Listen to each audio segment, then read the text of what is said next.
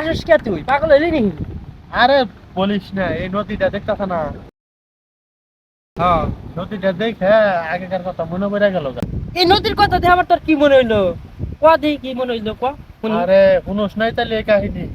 কি কাহিনী আবার ক, না কইলে কেমনে শুনমু? আঙ্গ দাদা সলামুদ্দিন আসল্লা, হ্যাঁ, ওই যে জানোসই তো, নাক নাক কুড়ি কুড়ি দেওয়ার ব্যবস্থা করছে। শুনছিলাম কোড়ি কোড়ি টাকার ওই কথা। ব্যবসার মাল পানি এই এই যে চরটা দেখতেছ না, এই যে জলবাড়ির চর, এই যে ওই যে দেখছো কি?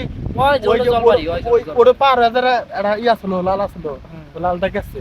খালি টিয়া টিয়া নে টেহার টলার দিয়ে। দেখ গেছে কিন্তু একদিন জ্বরে মনে ফিরে গেছে। দাদা আরো পেলাম না, ওই নৌকা মোকা মাছ মনে হয় এজন্য তো যাস না এখন করি, নালি কারণ তোর হাতে গ্রাম থাকি কিভাবে? আমার তাই তো তো বড় লোকই আছে, তোর কপাল খারাপ। রাঙ্গ দাদা ডুকুন বিরে আর থাক বাদ দে। না কুয়া হুনে গেলা তোর টুকুন মামা ডুকুন বিরে আচ্ছা ক। তোর মুখ জাঙ্গ দাদা বুঝছা? না আসলে তো মুখ যে কাবু লোক আছে তো মুখ ওই চাঁদের দেশে মুখ যে জমি কিনছিল কয় হাজার দেশি বাজার বুঝছা?